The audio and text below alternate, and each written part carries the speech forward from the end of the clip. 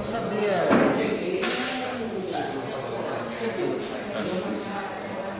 Bom, pessoal, boa tarde a todos.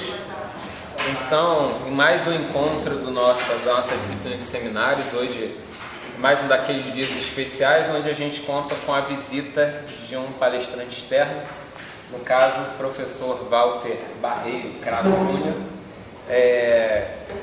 formado na UFRJ em Engenharia Química, doutor em Engenharia Química e hoje profissional pesquisador lá do Instituto Nacional de Tecnologia na área de biocorrosão. É uma área de interface, como é o próprio título da palestra dele, né? Biocorrosão, uma interface entre química, biologia e engenharia. Dentro das inúmeras possibilidades de atuação e de interface dos trabalhos de vocês, aqui pode surgir um diálogo, uma possibilidade de aplicação das técnicas e dos resultados que vocês têm encontrado. Então, bom, estamos aqui para ouvir o Walter hoje. Walter, bem-vindo à casa. Obrigado, professor. Obrigado, professor amigo Jackler. Obrigado a vocês por estarem aqui, me escutando um pouquinho. Quer dizer, só continuando um pouquinho a minha biografia, eu fiz Engenharia Química e logo que eu saí da engenharia, logo que eu terminei o curso, eu comecei a me envolver com projetos na UFRJ.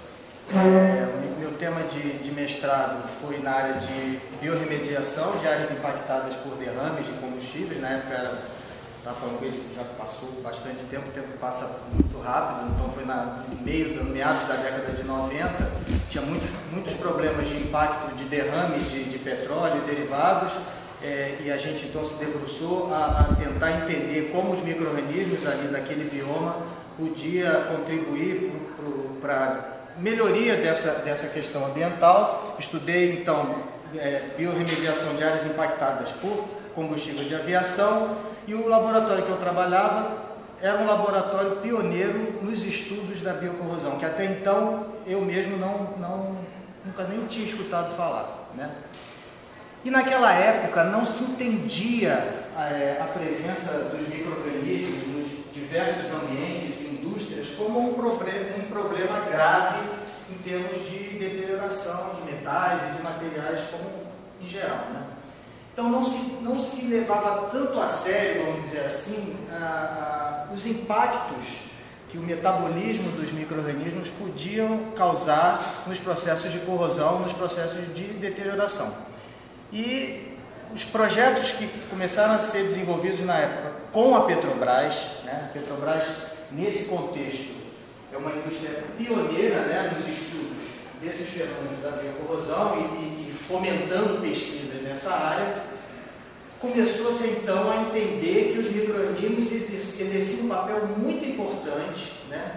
Tinha uma contribuição muito considerável no desgaste, na corrosão de tubulações, de tanques, enfim, de estruturas metálicas. E foi então que eu me envolvi com esse trabalho, com essa área, e comecei então a desenvolver minha tese de doutorado nessa área. Então eu já venho estudando a biocorrosão desde 1998. E vou dizer para vocês, os avanços no sentido de minimizar esses efeitos não foram tão consideráveis assim. A gente ainda tem muita coisa que fazer.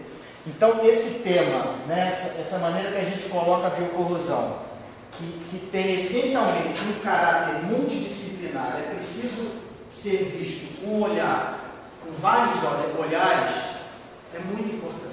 Então, até trazendo para vocês aqui, a gente precisa de olhares diferentes do tema biocorrosão, porque de tanto que a gente olha, a gente acaba ficando viciado no olhar.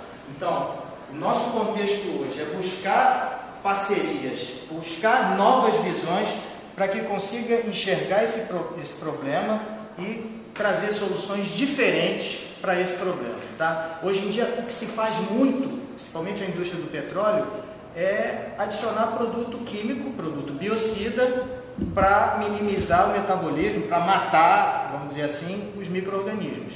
E isso acaba virando uma bola de neve, porque cada vez que você coloca um produto químico, os micro-organismos daquele ambiente começam a criar resistência intrínseca, como antibiótico. E aí você tem que colocar produtos químicos mais agressivos, com maior potencialidade, e isso vira um crescente. Então, no meu entendimento, o uso de produto químico tem que ser visto com outro olhar, não pode ser visto como uma solução. E é o que a indústria hoje faz.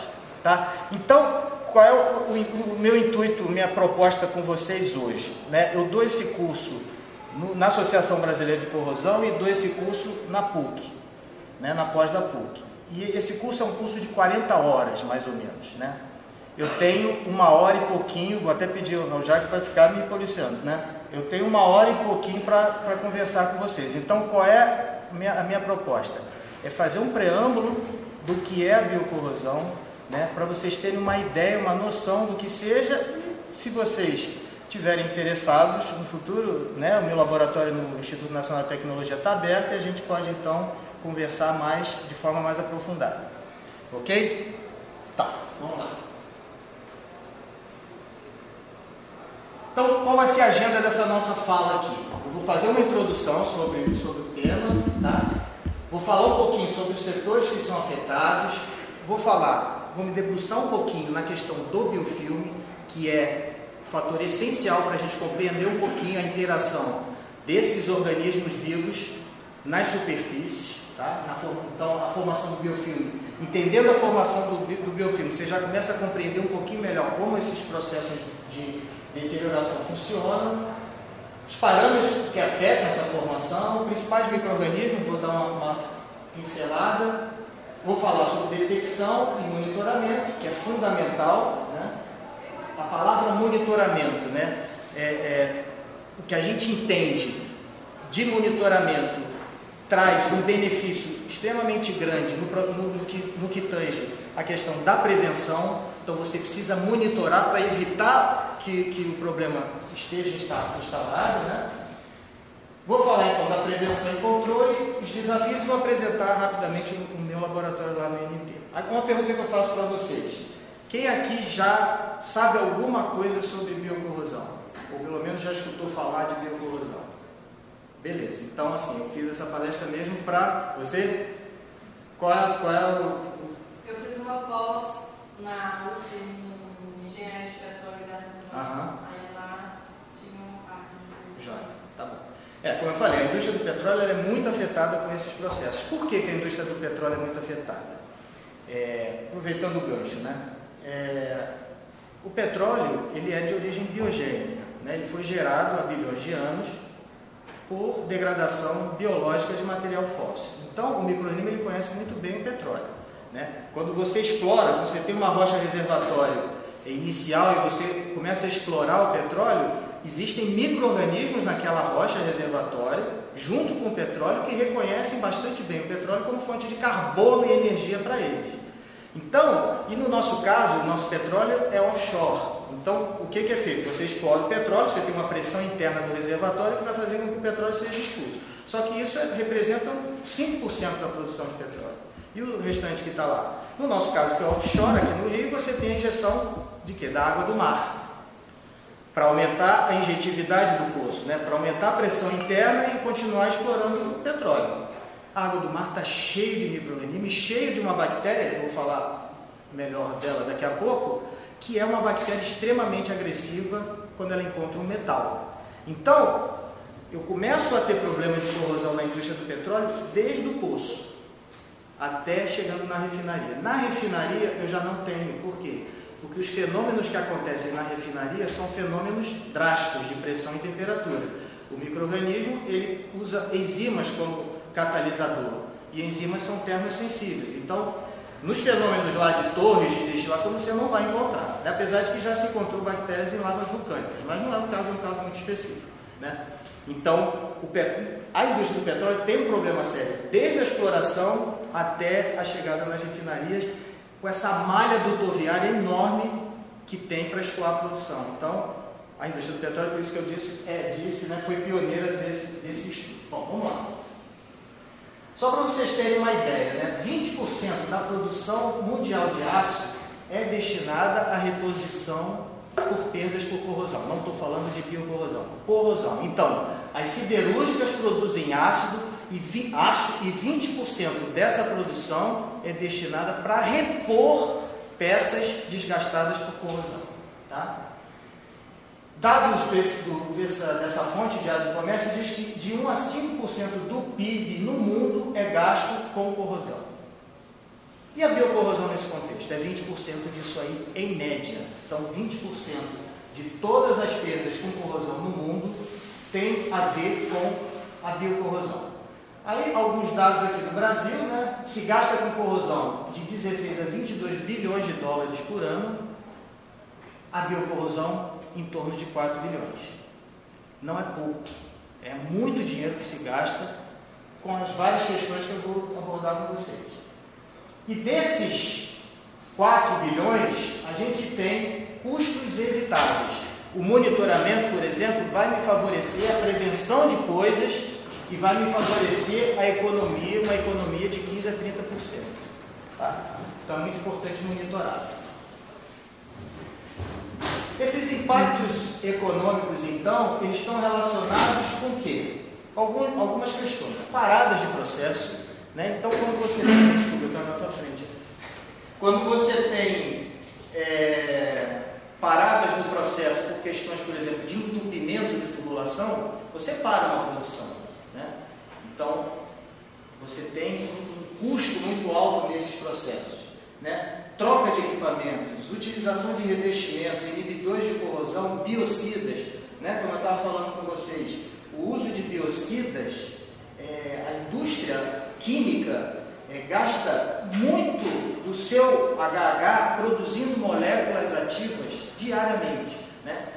O laboratório hoje eu estou no INT, mas eu coordenei um laboratório de biocorrosão na PUC, e a gente ia ser credenciado a ser um laboratório de teste de biocida da Petrobras, porque eles não estavam... Todo dia você tem uma molécula diferente que é lançada, que tem um marketing de ser a solução de todos os problemas, então eles não tinham mais condição de testar tudo isso. Então a gente ia testar, acabou que não rolou, mas a indústria de produção de biocida, a indústria química voltada para essa área, tem um impacto muito grande, porque ela coloca cada dia diferentes produtos no mercado, né? Além das questões ambientais, né? Quando você tem o furo de um duto, o que está sendo veiculado, o que está sendo veiculado por esse duto vai vir, uma vez furado, a extravasar e contaminar o meio ambiente. E esses custos de tratar o meio ambiente também estão relacionados com esses impactos econômicos ocasionados pela corrosão e pela biocorrosão. Bom, então só para a gente entender um pouquinho qual é a diferença de corrosão e biocorrosão, de que maneira os micro-organismos afetam e atuam diretamente nos processos eletroquímicos. Então, a corrosão é um fenômeno eletroquímico, né? São reações de transferência de elétrons. E a biocorrosão? Ela também é um fenômeno eletroquímico. Tá? Qual é a diferença, então, entre a corrosão e a biocorrosão? Na corrosão, a gente tem um processo anódico, né, de dissolução metálica, as reações de oxidação, e no catódico, as reações de redução. Na biocorrosão, então, essa questão dos processos corrosivos são elementarmente questões de interface, né? Interface entre o metal e o eletrólito. O micro-organismo ele vai intervir nesses mecanismos de interface, porque uma vez a superfície estando exposta a um eletrólito, a uma água, ou qualquer agente corrosivo, ao próprio ar, o micro-organismo se depositando nessa superfície, a superfície metálica ela deixou de se comunicar com esse eletrólito. Então você tem uma camada de biofilme, de micro-organismo que interferiu na comunicação da superfície metálica com o eletrólito. Então, o micro-organismo presente ele interfere diretamente nesses fenômenos de interface. Então vocês imaginam, tem aqui uma superfície metálica de ferro, que é o elemento mais facilmente oxidado, né? Sob uma gota de água. Eu tenho uma região externa cheia de oxigênio e tenho a região embaixo da água, da gota de água, uma região mais carente de oxigênio. O que eu vou fazer aqui? O que vai acontecer aqui? Eu vou ter uma corrosão do ferro e um fluxo de elétrons para a região onde eu tenho alguém ávido para capturar elétrons. E esse mecanismo ele acontece com maior velocidade, quanto maior for o gradiente de concentração de oxigênio. Então, quanto menos oxigênio tiver aqui em relação à concentração de oxigênio no externo, maior vai ser o fluxo de elétrons, mais rapidamente esse metal vai se corroer. Quando o micro-organismo está presente, então a força motriz é o gradiente de concentração de oxigênio, então tem um mecanismo que a gente chama de mecanismo de aeração diferencial.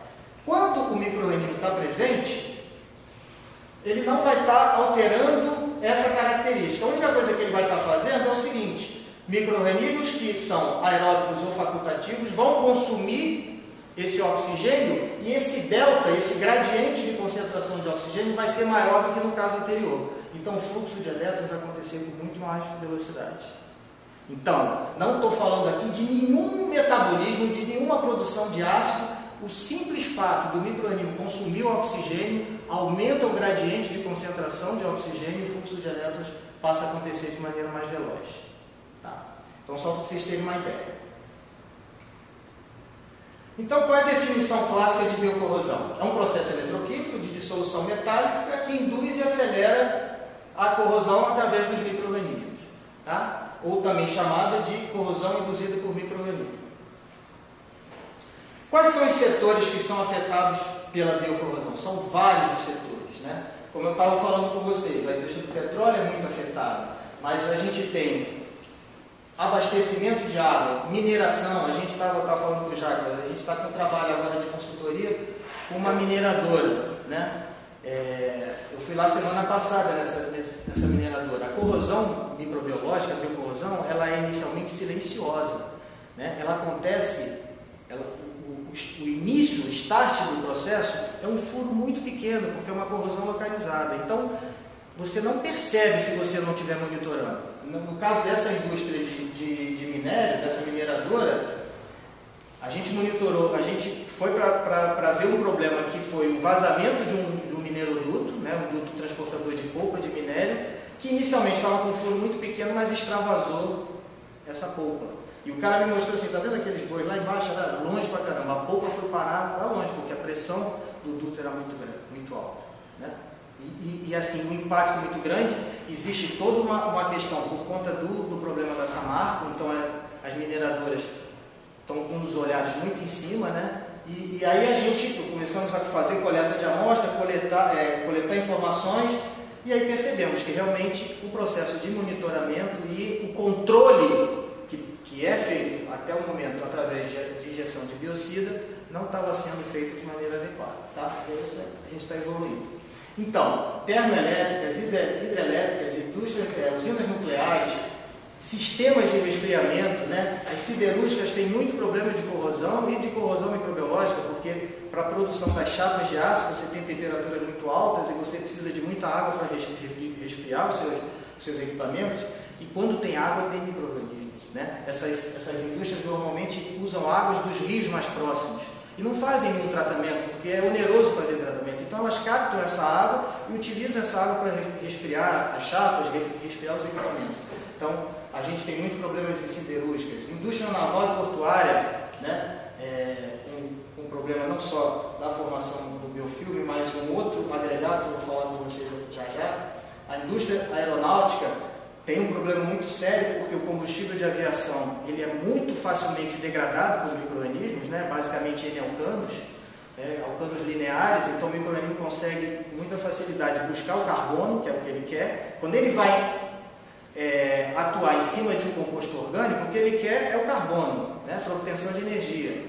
E o combustível de aviação é tudo, 80% de cadeias lineares. Então eles conseguem, não tem impedimento estéril, não tem ramificação, muito pouco. Então eles conseguem chegar nos carbonos com muita facilidade. Então a degradação é muito séria. Então aqui no caso da indústria aeronáutica, o problema maior nem é a corrosão, porque os tanques são de alumínio, são menos suscetíveis. O problema maior é a degradação do combustível, a presença de micro-organismos causando a degradação do combustível.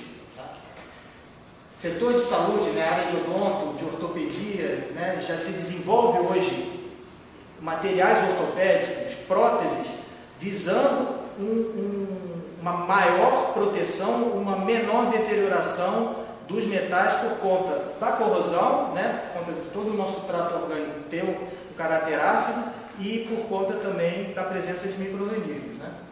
Tá, então algumas das indústrias aí que são afetadas. Para a gente então entender, como eu estava falando com vocês, entender melhor o fenômeno da biocorrosão, é preciso ter esses olhares aí, né? Naquele passado, lá da década de 90 que eu falei com vocês, o laboratório que eu comecei a trabalhar era um laboratório de microbiologia.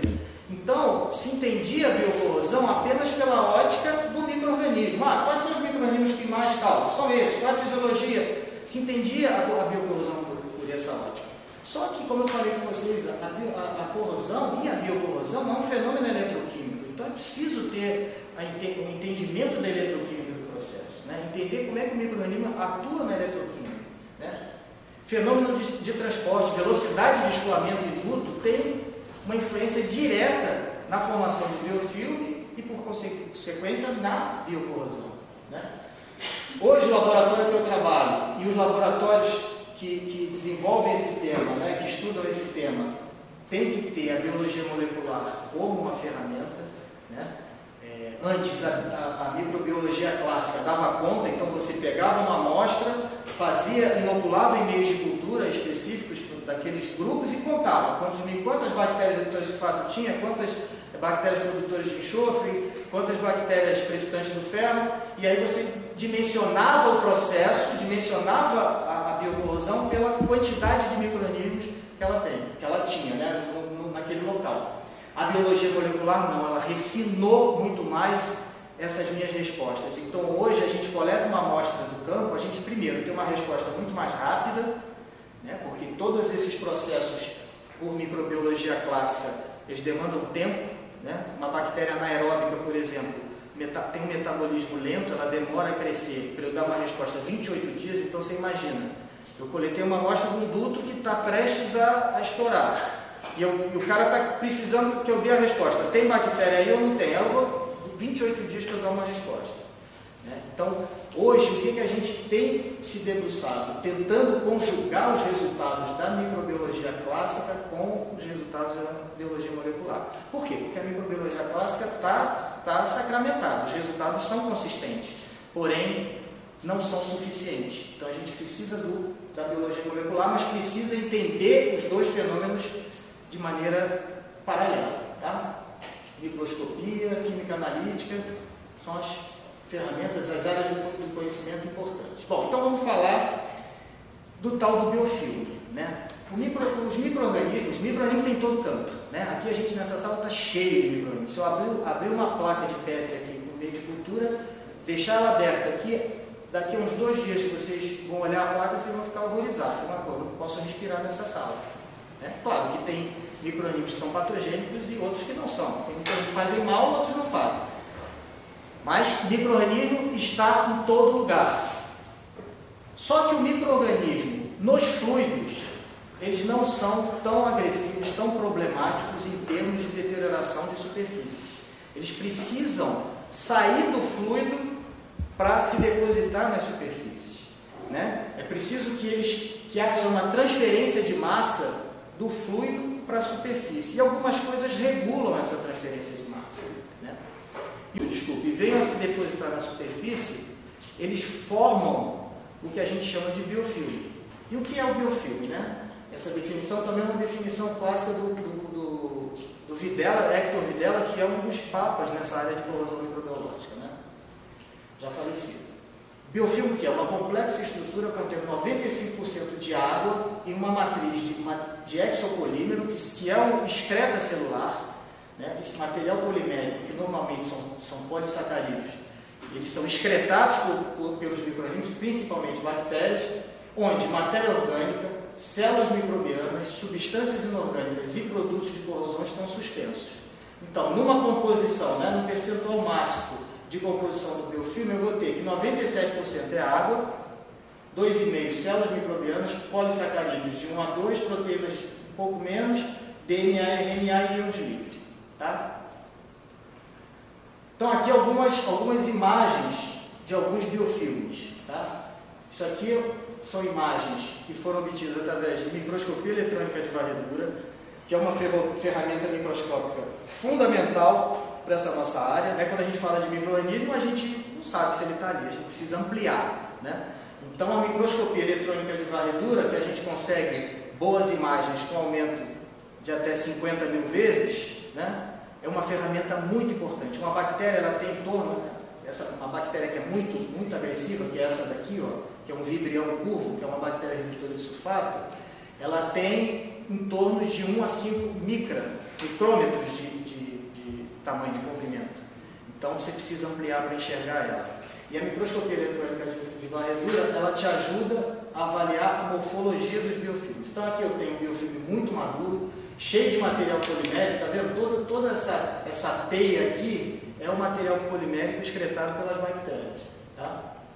Aqui é um biofilme de um estudo que a gente fez com água do mar, de um terminal da Petrobras. Aqui a gente tem a alga, né, uma microalga, uma diatomácea, que também interfere no processo. Aqui eu tenho fungos, aqui eu tenho um outro biofilme maduro, mas a gente consegue ver melhor as bactérias aqui. Eu tenho aqui uma superfície onde a corrosão já aconteceu, tá vendo? Aqui o nível da superfície, aqui esse nível mais profundo, está cheio de bactéria aqui. Aqui é o que a gente chama de corrosão, clássico de corrosão localizada, tá vendo que a superfície toda está, de certa maneira, íntegra, mas tem uma regiãozinha onde eu tenho uma depressão. Aqui o ataque começou a acontecer. E aqui eu tenho uma visão melhor das bactérias redutoras de sulfato, que são as principais vilãs aí do nosso processo de biocorrosão. Existe uma diferença, né, entre biofilme e o biofouling, né? Qual é a diferença? O que é o biofouling? O biofouling, na realidade, é um agregado que vai ter micro-organismos sim, mas vai ter plantas, algas e macro-organismos e animais, que é o problema das cracas de navio. Então, a gente hoje tem um problema muito sério com o mexilhão dourado. O mexilhão dourado é um ser vivo da Ásia que, através da formação do biofouling, se aderiu às superfícies do casco de navio e, na década de 90, veio para cá, para a América do Sul, e começou a contaminar os portos aqui da América do Sul. O grande problema do mexilhão dourado é que lá na Ásia ele tinha predadores naturais e aqui na América do Sul ele não tem. Então ele tem se alastrado em vários setores, inclusive setores industriais, com entupimentos de tubulação, não só degradando a estrutura dos cascos de navio, mas também sendo arrastados, né, pelas correntes e vindo a entupir tubulações. Então a gente hoje tem se debruçado muito nessa questão de diminuir a incidência do mexilhão dourado. Tá? Não é fácil, como eu falei, não tem predador natural. O que hoje a gente faz é adicionar substâncias para inibir a reprodução, né? Então a gente tem conseguido alguma coisa de diminuir a lesão, mas ainda é hoje um problema muito sério nas questões de entupimento de corrosão. Então, só para vocês ficarem bem marcados. Biofilme é diferente de biofouling. Biofouling é agregado de micro-organismos, mas também de macro-organismos. Tá? E aqui eu tenho as etapas, então, de formação do biofilme. Um biofilme, para ser consistente, para ser maduro, ele tem que passar por todas essas etapas. A primeira etapa é o seguinte: as células estão no fluido, aquilo que eu falei. No fluido, elas não são tão prejudiciais à superfície assim. Só que micro-organismos são dotados de carga, a bactéria é dotada de carga. E a superfície metálica também. Então, por atração de Van der Waals, eu começo a ter o meu primeiro processo de transferência de massa dos micro-organismos do fluido para a superfície. Tá? Então, elas são atraídas e começam a se aderir à superfície. No que elas se aderem à superfície, e paralelamente a isso, esse fluido carregado com matéria orgânica também, essa matéria orgânica começa a se depositar na superfície. Então, essas células bacterianas que inicialmente começaram a se aderir, encontram um ambiente muito favorável, que é a matéria orgânica, a fonte de carbono para ela se reproduzir. Então ela começa a se reproduzir e formar o que a gente chama de microcolônias. Isso continua acontecendo. Mais matéria orgânica tem se depositado, eu começo a ter o aumento desse meu, ainda não biofilme, mas um prenúncio de um biofilme. Tá? Essas bactérias começam a excretar aquele material polimérico que eu falei para vocês, e esse biofilme vai ficando, então, mais suscetível a que aconteçam mais adesões. Então, ele vai crescendo, e aí ele começa a ter uma espessura bastante considerável. Começa a ter, nesse momento, aquelas áreas que eu falei para vocês de carência de oxigênio. Nesse momento aqui, eu já começo a ter uma corrosão acelerada pelo gradiente de concentração de oxigênio. E aí, no topo do biofilme, essas células que estão aqui no topo normalmente são células aeróbicas, né? São células que utilizam, micro-organismos que utilizam oxigênio como receptor final de elétrons. Elas também estão mais suscetíveis às forças de cisalhamento, né? Aos fenômenos de arrasto. Então, o fluxo que está passando aqui tende a arrastar essas células. Então, essas células vão migrar para uma outra área. Pode ser uma área próxima ou uma área mais afastada. Então, é importante entender, o biofilme é uma estrutura extremamente dinâmica. Quando a gente faz o monitoramento, o que a gente consegue é uma fotografia do momento. Se eu coletar uma amostra, fizer uma análise microscópica de um determinado trecho de um duto, se eu voltar uma semana depois, a situação é totalmente diferente, porque eu tenho todo esse dinamismo dessa formação. Tá? Isso dificulta muito, dificulta o monitoramento eletroquímico, dificulta a própria ação biocida para debelar essas questões todas aí.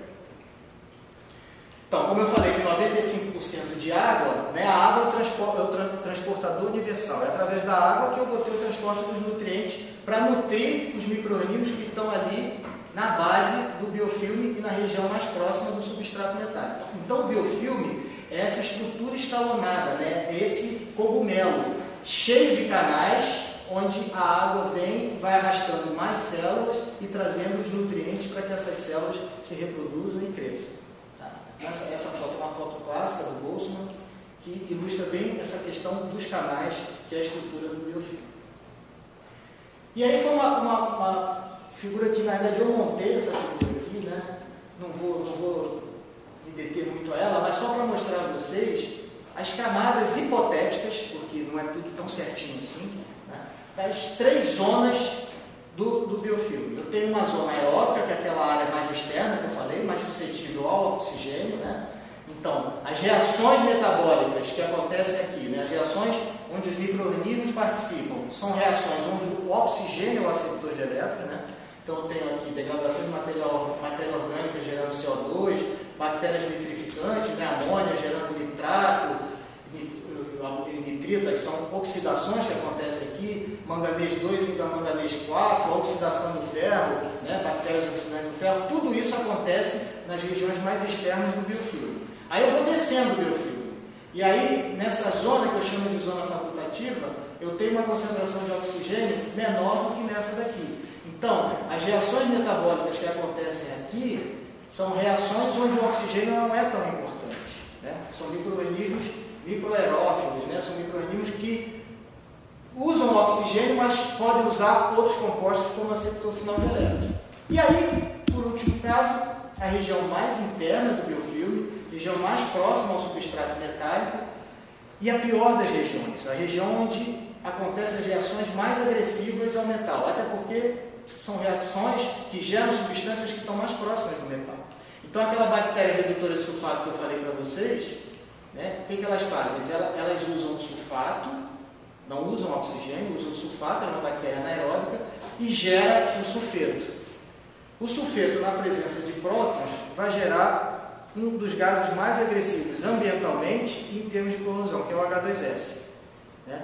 Então, o problema da contaminação do H2S de fluidos, muito na indústria do petróleo também, é ocasionado, além do nosso petróleo ser um petróleo muito rico em enxofre, a contribuição das bactérias redutoras de sulfato para produzir esse sulfeto é muito grande. Tá? Então, um dos mecanismos que as bactérias redutoras de sulfato fazem no processo de deterioração do metal é a produção de H2S, a produção de sulfeto. E vocês reparam que substâncias que são produzidas aqui, por exemplo, o nitrito, que são produzidas aqui, são utilizadas nas regiões mais externas, por exemplo. Né?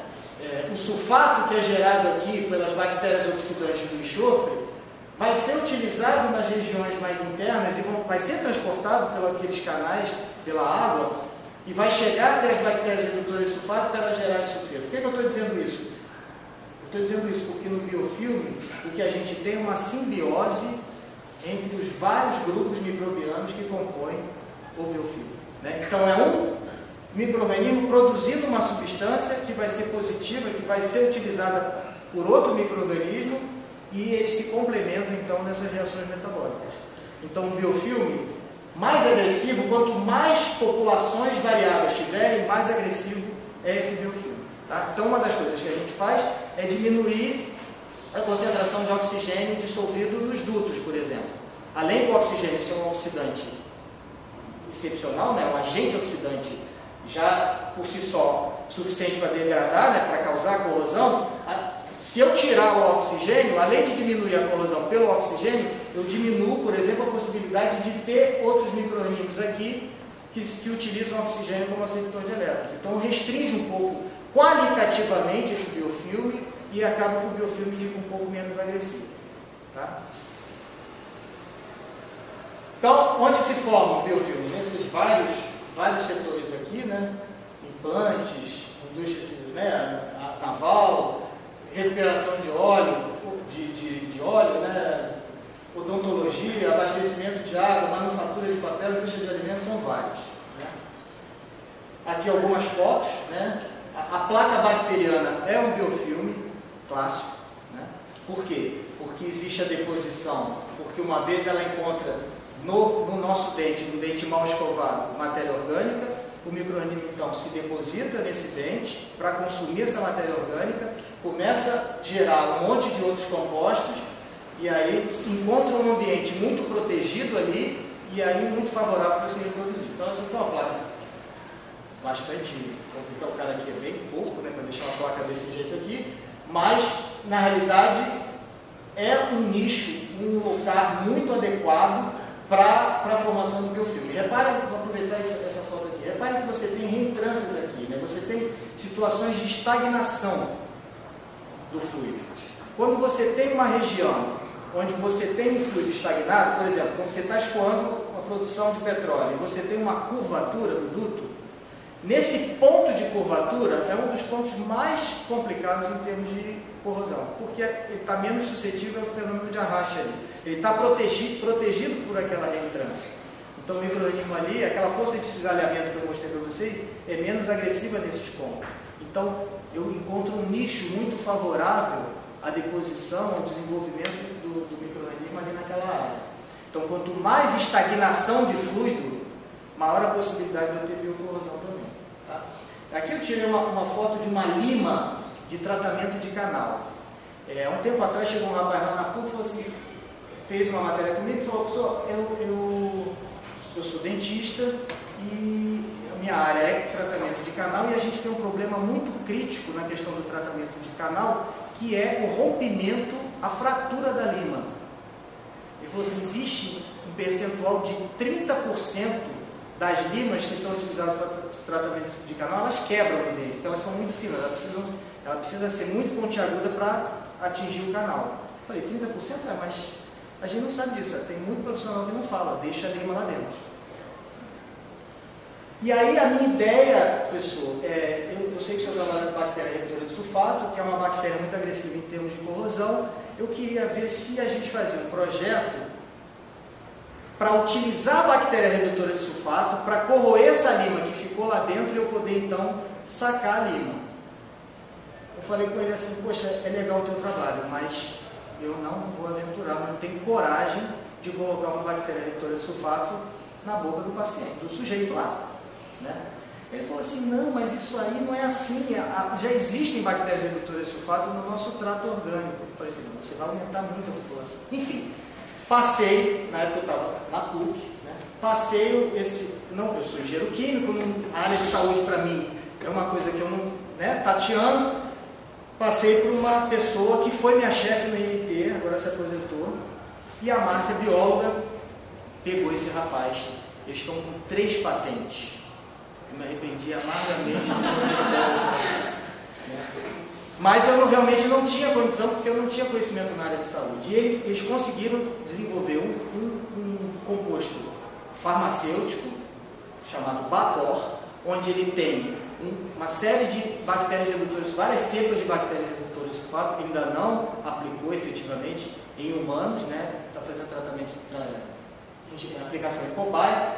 Mas o que esse Bacor está fazendo? Ele é injetado onde a lima está, e o objetivo é a bactéria redutora de sulfato corroer essa lima para poder então depois ela ser rapidamente, facilmente retirada. Então, por que eu estou citando isso? Porque a gente também tem um caminho de tentar encontrar um benefício daquelas bactérias que a gente, no princípio, só encontra problemas. Tá? Aqui a gente tem um duto entupido, né? Aqui o cara está fazendo a limpeza de um casco de navio. Aqui é um trocador de calor e a barragem de uma hidrelétrica. Tá? Bom, quais são os parâmetros que influenciam a formação do biofilme? Existem vários, eu vou citar apenas os principais. Tá? O tempo de exposição daquele metal a um fluido que tem micro-organismo é um parâmetro muito importante. Ou seja, quanto mais tempo esse metal estiver exposto, mais ele vai estar suscetível à biocorrosão. Né? Então, ao entupimento, por exemplo, do duto. Então, se eu descobrir o problema a tempo, eu tenho condição de diminuir muito as minhas questões de formação de biofilme, estabilidade do biofilme e, consequentemente, a biocorrosão. Tá? Velocidade de escoamento, que eu estava falando para vocês. A velocidade de escoamento, ela contribui em 3 fases desse processo de formação do biofilme. A primeira fase, que é o início, né? É aquela colonização, é a retirada, né? A saída do microorganismo do fluido para a superfície. Então, o que ela faz? A velocidade de escoamento, ela controla o transporte celular até a superfície.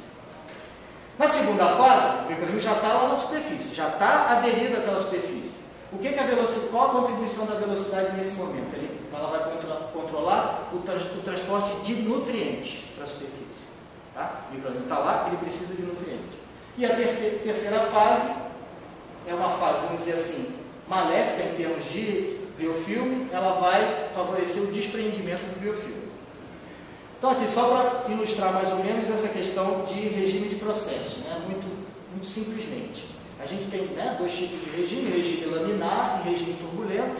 Quando você tem um duto, por exemplo, escoando, os sistemas industriais fazem parte do regime turbulento de processo, né? E aí a gente tem, no regime laminar, a gente só tem componentes vetoriais da velocidade no sentido tangencial do fluxo. Né? Então, eu tenho uma componentezinha aqui, essa componente que é da vetorial da velocidade, que está mais próxima da superfície do duto, né, é que é responsável pelo transporte de células para essa superfície. Então, em regime laminar, eu tenho uma componente tangencial da velocidade em módulo muito pequeno. Então, o que vai acontecer em regime laminar?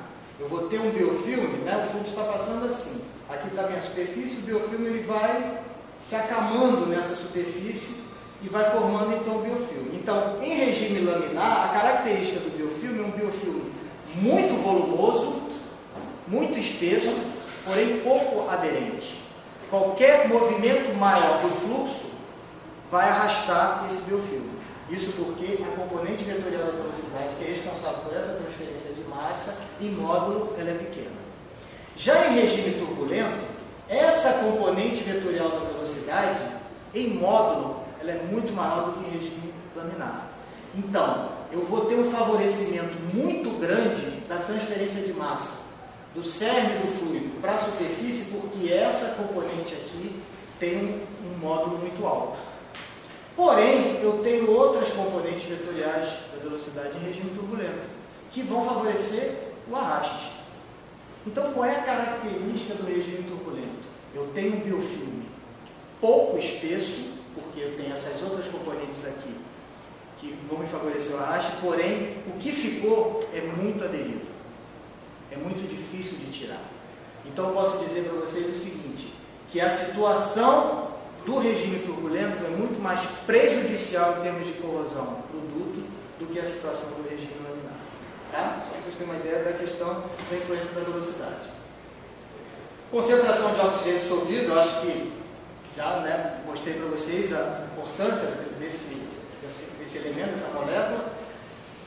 A disponibilidade de nutrientes também interfere na característica do biofilme, né? Quanto mais nutriente, maior a espessura, altos níveis de nutrientes, porque eu vou ter mais micro-organismos, né? Altos níveis de nutrientes, eu tenho biofilmes menos densos, com uma concentração baixa de nutrientes, o biofilme é mais compacto. Por quê? Porque os micro-organismos eles realizam um negócio chamado quorum sensing, que é uma forma de comunicação entre eles. A própria produção de material polimérico extracelular se dá por conta desses mecanismos de quorum sensing. Quorum sensing é o seguinte, ele se encontra no ambiente e é como se ele estivesse percebendo as mazelas, as dificuldades daquele ambiente. Então, ele faz alguma coisa para se proteger. Excretar material polimérico é uma dessas coisas, porque o material polimérico ele é como se fosse uma teia, ele excreta e ajuda na fixação dele naquela superfície. No caso da baixa concentração de nutrientes, é como se eles estivessem se juntando para se proteger daquela situação adversa. Então, com baixa concentração de nutrientes, os micro-organismos estão muito próximos uns dos outros, então o biofilme ele é muito denso, é muito compacto. Tá? Então, em situação de starvação nutricional, se eu, por exemplo, colocar uma substância que venha capturar as fontes de carbono daquele fluido, eu não quer dizer com isso que eu vou estar eliminando os biofilmes. Eu vou estar fazendo com que, na realidade, eles, com o tempo, se tornem mais compactos. Tá? E o que acaba sendo pior para a retirada. Temperatura, né? Falei para vocês que os micro-organismos eles trabalham com enzimas, né? Os catalisadores deles são enzimáticos, então são termosensíveis, então as situações mais drásticas de temperatura a gente não encontra, né? Mas tem que ser drástico, né? A gente tem micro-organismos que a gente chama de termofílico, que trabalham bem com temperatura entre 55 graus Celsius, né? A gente tem micro-organismos, a maioria que é temperatura ambiente, de 30 a 35 graus Celsius, tá? Então encontra-se micro-organismos em vários, por isso que se encontra em sistemas de troca de calor também. pH, aqui falando fungo, bactéria, então aquilo que eu falei para vocês, das rugosidades, né? Quanto mais rugoso for a superfície, maior a possibilidade da bactéria se proteger nessa rugosidade, nessa depressão da superfície, contra as forças de cisalhamento. Vocês imaginam aqui a velocidade de escoamento aqui, arrastando, mas ela está presa naquela estrutura ali depressiva da superfície metálica. Tá? E a gente encontra muito problema de biocorrosão em solda, né? Em cordão de solda, principalmente cordão de solda mal feito. Justamente por quê? Porque eu tenho uma estagnação, uma facilidade de ter estagnação nessas regiões de solda, cordão de solda. Tá? Aqui eu coloquei mais ou menos uma escala, né, de suscetibilidade de algumas ligas metálicas, né? O aço carbono, que é basicamente a composição de todos os dutos aí que tem de escoamento, né? Um aço mais barato, né? Ele é o primeiro em termos de suscetibilidade de adesão, é um aço muito poroso, que favorece muito a deposição e também tem uma composição alta em ferro, né? Então é facilmente oxidado, então a gente tem trocas de trechos de tubulação assim direto por conta das questões não só da corrosão, mas da biocorrosão também, né? Cobre, né, para sistemas de água quente, níquel cobre também, latão, tá? O titânio, nessa escala aqui de algumas ligas que eu citei, o titânio é o menos suscetível à biocorrosão, porque é o material mais nobre, não que não tenha deposição. O problema da questão da formação do biofilme, às vezes, da biocorrosão, às vezes você encontra micro-organismo aderido, mas não degradou a superfície. Então o único problema é a questão do entupimento. A degradação da superfície não vai ter problema, no caso aqui de ligas mais nobres, né? Aço inoxidável, com alto teor de cromo, são ligas mais resistentes à formação de biofilme, não a formação, mas a biocorrosão. Tá?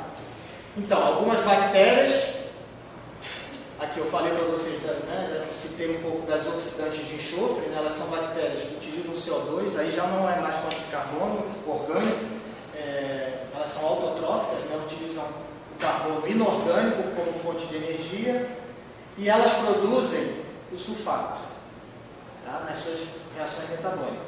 Uma vez produzindo sulfato, e se tiver bactéria redutora de sulfato presente naquele bioma, naquele ambiente, ela vai utilizar esse sulfato como aceptor de elétrons para a sua obtenção de energia e continuação da vida.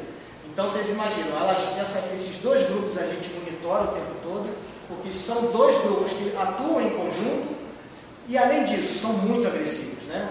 A oxidante de enxofre gerando H2SO4, que é um ácido corrosivo, e a redutora de sulfato gerando sulfeto, H2S, que também é um ácido corrosivo. E um outro grupo que a gente monitora o tempo todo também são as bactérias oxidantes do ferro. Tá? Aqui algumas imagens daquelas análises microbiológicas que eu falei para vocês que a gente faz no laboratório. Tá vendo? Uma vez presente, isso aqui é o meio de cultura próprio para elas, sem o crescimento, que são diluições mais altas. Aqui, ó, ela já cresceu, aqui cresceu tanto que enegreceu o meio, mas aqui está bem característica, essa coloração castanho, que é o óxido de ferro, né? É o Fe2O3. Tá? E aqui, quando a gente faz o plaqueamento delas, tá vendo? Elas ficam uma pontinha alaranjada que indica a presença desse grupo bacteriano, que é muito agressivo também, e principalmente, qual é a principal forma de atuação em termos de agressividade? Ela forma umas estruturas que entopem a tubulação muito rapidamente. Então a gente tem, eu mostrei umas fotos com aquela coisa alaranjada do duto, é característica da presença de bactérias oxidantes do ferro. Alguns mecanismos, né, da biocorrosão, produção de metabólitos ácidos, já falei, ruptura de filmes protetores. Então, por exemplo, se eu tenho um ácido inoxidável, é um ácido que ele é melhor que o ácido carbono, porque ele é um ácido passivável, né? Ele forma uma camada de passivação de cromo, de óxido de cromo. Mas os sulfetos, eles atacam a camada, vou falar já do PIT. Então, eles atacam essa passivação. Então, nem sempre um ácido nobre é também nobre para diminuir o processo de biocorrosão. Porque se tiver um componente que ataca a camada protetora, ele vai ser tão agressivo quanto. E às vezes até pior porque é a corrosão localizada. Né? Oxidação do ferro, ação conjunta de micro-organismos, que eu falei, simbiose, ação diferencial, né? Falei logo no primeiro slide, consumo de metabólitos. Hoje se usa muito inibidor de corrosão, né? Compostos que não tem nada a ver com biocida, é inibidor de corrosão, composto químico que forma uma camada que inibe a corrosão química e eletroquímica. Né?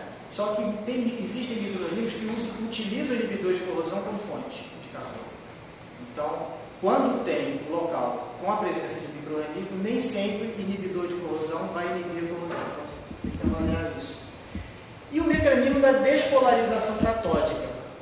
Vou falar um pouco rapidamente dele, para vocês entenderem como é que as bactérias redutoras de sulfato, além de produzirem H2S, que é um gás ácido corrosivo, elas atuam na eletroquímica do processo, diretamente na eletroquímica do processo. Então, assim, de forma bem, tentando ser didático, não sei se é você, mas tentando ser didático com vocês, né? Para você ter corrosão, você tem uma área anódica e uma área catódica, né? Então, a área anódica, você tem a oxidação, de ferro 0 a ferro 2 mais elétrons. Se eu tiver prótons no meio, né? Por exemplo, pela dissociação da água, eu vou ter H+, esse H+, vai capturar esses elétrons e vai fazer o quê? Vai formar hidrogênio molecular. Esse hidrogênio molecular reveste a região que eu estou chamando de região catódica. Nesse momento, a corrosão para. O meu catodo, ele está, que a gente chama de polarizado. Ele está impedido de se comunicar com o meu anodo por conta das moléculas de hidrogênio. A corrosão pararia aí. Né? Só que, se eu tiver bactérias redutoras de sulfato, o que vai acontecer? Qual é a reação principal de obtenção de energia dessas bactérias? É o hidrogênio molecular. Então, elas começam a tirar o hidrogênio molecular da região catódica, fazendo o que a gente chama de despolarização. Então, ela despolarizou o catodo, expôs de novo o catodo a uma situação de fluxo de elétrons de novo da região anódica. Então, a corrosão volta a acontecer. Então, a gente chama de manutenção do processo corrosivo. Então, a bactéria redutora de sulfato é a pior de todas nesse contexto de corrosão, porque ela atua de duas frentes. Produzindo H2S por conta do metabolismo produzindo sulfetos e atuando diretamente na eletroquímica do processo através do mecanismo da despolarização catódica. Tá? E aquilo que eu falei da questão da passivação, né? A formação de pisos. A forma de corrosão mais característica, quando você tem a biocorrosão, é a corrosão localizada. Vamos ver se vocês entendem por quê. Vamos imaginar uma superfície metálica, e essa superfície, vamos pensar no aço inoxidável, né? Que é aço inoxidável porque tem um alto teor de cromo, na presença de oxigênio, forma o óxido de cromo, que é um elemento passivante. Então, o óxido de cromo, que é essa camada aqui, está em cima da superfície, né? Evitando a comunicação da superfície do metal com o externo, a corrosão pararia aí. O aço está passivado. Mas aí vamos pensar que eu tenho vários agregados celulares, né, vários átomos, íons aqui, inclusive o sulfeto produzido pelas bactérias redutoras de sulfato. Como eu falei com vocês, esses íons, eles atuam dissolvendo o óxido de cromo, a camada de passivação, mas ele não faz isso de forma generalizada. Por quê? Porque o biofilme, ele não é um depósito homogêneo, ele é um depósito extremamente heterogêneo, ele está numa região, mas em outra região ele não está. Então, sob o cluster, o agregado celular e as substâncias que eles produzem, eu vou ter então essa quebra da passivação, de forma muito localizada. Quebrei a passivação. E aí o que acontece com a quebra da passivação? Uma vez a passivação em pontos localizados sendo quebrada, eu vou ter áreas anódicas pequenas para alimentar uma área catódica grande. Se antes eu tinha, sem a passivação, eu tinha uma área anódica de toda a minha superfície metálica, o fluxo de elétrons ia acontecer de forma homogênea em toda a superfície. Ia acontecer um pouquinho aqui, um pouquinho aqui, um pouquinho aqui, para alimentar aqueles compostos que estão na área catódica, doidos para capturar elétrons. Como eu quebrei essa região em pontos localizados, o que vai acontecer? A densidade de corrente elétrica aqui é muito alta, porque eu preciso ter elétron suficiente para alimentar aqueles caras que estão ávidos para usar elétrons.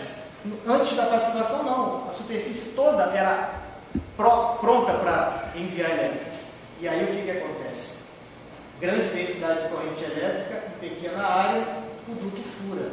É por isso que, no caso da corrosão microbiológica, que se caracteriza pela formação do biofilme, e o biofilme se caracteriza por uma deposição heterogênea, eu tenho um problema muito sério de furo de duto. Eu não olho e vejo aquilo tudo corroído. Eu vejo áreas pontuais corroídas, e por isso que eu digo que é uma corrosão silenciosa. Esse furo aqui é um furo muito pequenininho inicialmente. Então, o líquido, que vamos imaginar que isso aqui é uma superfície de um duto, o líquido começa a vazar por aqui de forma muito pequena, às vezes imperceptível. E às vezes, quando a estrutura já está bastante fragilizada, aí é que ela rompe e aí que você consegue perceber. Então, uma corrosão muito preocupante por conta disso. Por conta disso, a necessidade de monitorar todo o tempo se tem bactéria ali naquela região, como é que está a eletroquímica no processo, por conta da presença desses micro-organismos. É a corrosão por PIT. Tá? Aqui eu coloquei uma curva de polarização aqui, de potencial com intensidade de corrente, e aqui você vê o salto, né? Nesses pontos aqui da curva de polarização, eu tenho justamente aonde formou o PIT, que aí eu vou ter o mesmo potencial, né? uma curva potenciodinâmica, o mesmo potencial vai proporcionar um salto de corrente. Um salto alto de corrente. Então aqui eu digo o seguinte, abaixo da passivação, abaixo do potencial de PIT, desculpa, eu tenho a passivação, tá vendo? São esses pontos aqui. Eu estou aumentando o potencial e o aumento da densidade de corrente está muito pequeno. Conforme o furo começa a aparecer, o PIT começa a progredir, eu tenho então esse potencial que é chamado potencial de PIT, e aí eu tenho o salto dessa minha densidade de corrente nesse ponto que acontece o furo do duto. Então, uma maneira que a gente tem de tentar enxergar o que está acontecendo é através de monitoramento e através de curvas de polarização. Isso aqui é a cara do PIT, tá? Tá vendo? Aqui é uma estrutura onde eu tenho um furinho, aqui eu tenho um aumento, uma imagem de microscopia, onde eu tenho um furo aqui, E aqui a característica de um corte transversal da superfície, onde dá para ver bastante bem tudo isso aqui com aumento, tá? Aquela estrutura escalonada que nesse momento ainda não furou. Existem avaliações de forma errônea que caracterizam qualquer furinho como pit. Não, para ser pit, o diâmetro, a profundidade tem que ser pelo menos 2 vezes o diâmetro. Tá? Então, para ser classificado por corrosão localizada por pit, a profundidade do furo tem que ser pelo menos 2 vezes o diâmetro do furo. Tá? E tem várias maneiras da gente medir isso. A principal é através de técnicas microscópicas de desfocar. Eu levo a minha superfície metálica para o microscópio, foco essa região mais externa, né, mais próxima da superfície, e aí faço um ajuste de foco até chegar à região mais externa. E o próprio programa mede, faz essa medida aqui, entre o ajuste aqui e o ajuste aqui. E aí eu tenho a profundidade aqui. Tá? É uma das técnicas que a gente usa de forma corriqueira quando a gente estuda biocorrosão. Como detectar, então, e monitorar a biocorrosão? Existem algumas técnicas, inclusive visuais, da gente perceber se está tendo presença de micro-organismo e consequência da biocorrosão. Né? Então, verificar se as condições ambientais são adequadas, aquilo que eu falei, se a temperatura for muito alta, acima de 80 graus, já descarta. Né? Ou pelo menos, não ache tanto que é biocorrosão, porque nessa temperatura são raros os metabolismos que são viáveis para micro-organismos, né? Enzimas que resistam a essa temperatura. Né? Então, eu tenho que ter uma temperatura apropriada, o pH, então, eu mostrei para vocês ali, 7 no caso de bactérias, 5,5 no caso de fungos, presença de água, importantíssimo, mas água, às vezes, um traço de água, por exemplo, quando você vai dutos transportadores de gás, esses dutos, teoricamente, são secos. Né? Mas antes para não ter problema de eletricidade estática, antes de você circular gás, você passa uma água que eles chamam de água de selagem. E fica, então, uma camada muito fininha de umidade na parede interna do duto para depois o gás circular. Essa pequena umidade já é suficiente para o desenvolvimento de micro-organismo. Então, a gente encontra micro-organismo em duto transportador de gás. Em menor incidência do que um oleoduto, por exemplo, mas tá? Presença de nutrientes, né? Concentração de íons específicos e, como eu falei, estagnação de fluido. Eu faço inicialmente uma inspeção macroscópica, ou seja, olhando a olho nu, aquele cupom que eu retirei, ou o próprio duto mesmo, e aí eu tenho algumas características, se o depósito for fibroso, característica da presença de fungo. Se tiver um depósito negro e enegrecido, é a presença de bactéria redutora de sulfato. Castanho alaranjado, bactéria oxidante do ferro, e amarelado, bactérias oxidantes de enxofre. Então, primeiro eu faço uma avaliação. É possível, em termos de parâmetros como pH, temperatura, de ter micro-organismo ali? É possível. Bom, vamos para a segunda etapa. Vamos fazer uma análise macroscópica antes de levar uma análises mais sofisticadas de microscopia eletrônica e tal. Vamos ver. Tá, tem essas características. Bom, pode ser então que o micro-organismo esteja presente. E aí a gente parte então para uma avaliação microbiológica, né, daquele fluido. Então, eu coleto aqui o ensaio de laboratório, né, eu coleto uma amostra, e aqui eu estou quantificando os micro-organismos do fluido, né, que são chamados de planctônicos. Eu coleto a minha amostra e inoculo em meios de cultura específicos. Percebe aqui, esse tubo preto é característico da presença de bactéria redutora de sulfato. Tá? Então, o meio de cultura é dessa cor aqui, tá vendo?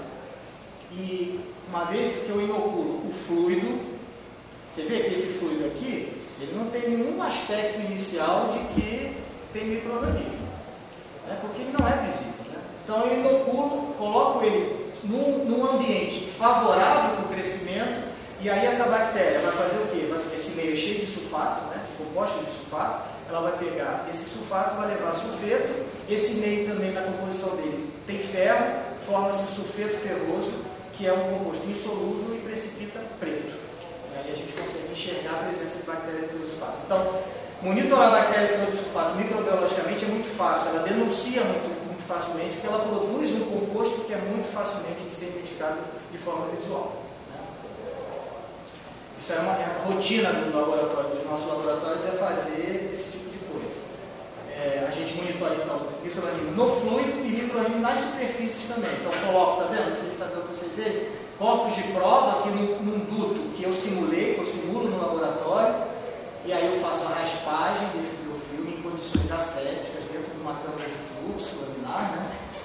Onde eu não vou ter contaminação externa, e aqui eu formo então uma suspensão celular de microorganismos para fazer o que eu fiz anteriormente, inoculei e identifiquei. Então a diferença, codifico o microorganismo do fluido e da superfície metálica. Da superfície metálica é que é o crítico para mim.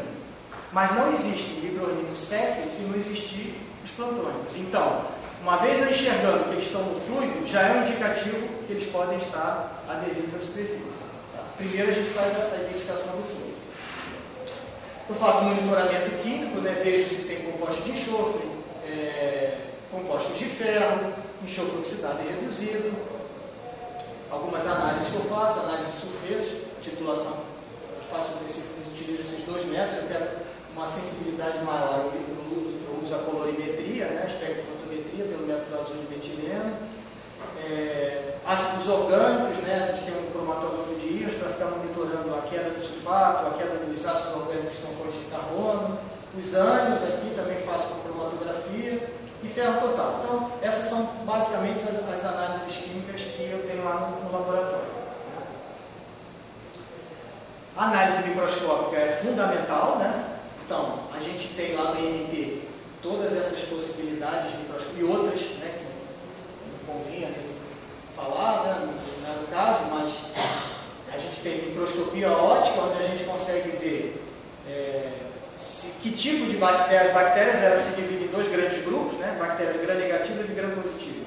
Então, por exemplo, a bactéria retrosulfato é gram-negativa. Então, a gente vai e olha no microscópio óptico, com um aumento pequeno, de 40 a 100 vezes, e consigo observar se a bactéria, se tem bactéria gram-negativa. Aqui, está vendo? Essa coloração meio avermelhada. Então, eu já sei, pode ser bactéria redutora de sulfato. Aí eu continuo sofisticando para ver como ela está. E aí eu faço uma análise de microscopia eletrônica de varredura, com aumento maior, de até 50 mil vezes. Aí eu consigo ver a estrutura dessa bactéria. E aí eu consigo perceber, bom, ela é um bastonete curvo, tem características de ser bactéria redutora de sulfato. Aí eu sofistico um pouco mais e levo para a microscopia eletrônica de transmissão, onde eu consigo aumentos maiores de 100 mil. Então eu consigo observar, por exemplo, a estrutura dela. Percebe? Essa aqui é uma bactéria redutora de sulfato, que é uma bactéria dotada de flagelo, que auxilia no movimento, é uma bactéria que se move, e ela tem no interior, está vendo? Ela é uma bactéria redutora de sulfato que está metabolicamente ativa, está cheio de sulfeto dentro dela. Então, ela produz sulfeto, ela joga para fora, está vendo? Está cheio de pontinho preto também no entorno dela, mas ela fica carregada de sulfeto no interior dela, está cheio de sulfeto ferroso, está bem ativa metabolicamente. Então, com isso eu consigo observar bem de pertinho como é que está aquela bactéria ali e consigo, inclusive, com experiência, perceber se ela está realmente sendo agressiva ou se ela já não está tão agressiva assim. Né? Microscopia confocal, que me ajuda a perceber o que está vivo, o que está morto no biofilme. Está vendo? Os verdinhos são as células vivas e os vermelhos são as células mortas. Então, é uma técnica muito tranquila de ver, coloco um pouco de prova com o biofilme no microscópio e ele consegue me dar uma panorâmica percentual do número de células vivas e células mortas no meu biofilme. Então, por exemplo, se eu tenho uma foto, né, uma imagem de microscopia confocal com tudo vermelho, ela é muito menos, esse biofilme é muito menos agressivo do que essa aqui, que tem um pouco vermelho e um pouco verde. Mas não quer dizer que ele não seja agressivo. O simples fato do microorganismo estar ali, mesmo morto, ele é agressivo, porque ele faz aquilo que eu falei, a aeração diferencial. Está aderido àquela superfície, o simples fato dele estar ali cria um gradiente de concentração de oxigênio. A microscopia de força atômica me ajuda a observar a topografia do biofilme, está vendo? Como é irregular. Uma hora ele está aqui, eu tenho uma depressão maior, ele está menos agregado aqui eu já tenho uma concentração maior, né? Mais sujeito àquela situação que eu falei de cisalhamento. E a microscopia de fluorescência, na realidade, é muito parecida com a microscopia confocal, só que eu não consigo separar os planos focais. Então, na microscopia de fluorescência, eu estou tendo a contribuição aqui de todos os planos focais. Então, eu não consigo separar, por exemplo, essa coisa de célula viva e célula morta. Tá tudo, aqui eu tinha provavelmente uma concentração grande de célula morta, num plano focal mais acima, que me mascarou a possibilidade de eu enxergar as outras células que estão no plano focal mais embaixo. Tá? Então essas são as técnicas microscópicas normalmente que eu utilizo. E a biologia molecular, né? Não vou me ater a vocês com a biologia molecular, mas aquilo que eu falei para vocês. A gente faz a extração de DNA, sequencia, identifica aqui espécie e subespécie de bactéria aquela, isso é muito importante hoje para a gente dar uma panorâmica mais refinada daquela situação, daquele biofilme, e a gente tem um banco de cepas, né? Nós não somos depositários, o nosso banco de cepas é apenas o nosso, para os nossos estudos, a gente tem catalogado mais de 500 espécies que a gente vem obtendo do meio ambiente ao longo do tempo, mas nós não somos depositários. Todas essas espécies que a gente tem catalogadas são espécies dos nossos trabalhos. Tá? A Fiocruz é uma fiel depositária de cepas e aqui no Rio, por exemplo, a Fiocruz é um dos mais específicos nossos lá. Né? Aquilo que eu falei para vocês, a biologia molecular, ela é muito importante também pelo tempo rápido de resposta. Né? Aquela técnica de microbiologia que eu mostrei para vocês, da quantificação em meio de cultura, é preciso que o micro-organismo utilize aquele meio de cultura ali como fonte. E, de repente, o micro-organismo está no ambiente, mas quando eu levo para o laboratório e jogo naquele meio de cultura, ele não reconhece. E eu vou dizer para vocês que só 5% dos micro-organismos que estão no ambiente são quantificados através de técnicas clássicas de microbiologia. Já na biologia molecular, não. Na biologia molecular, eu tenho um range muito maior.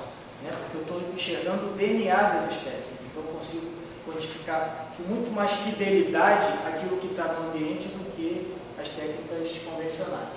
Tá?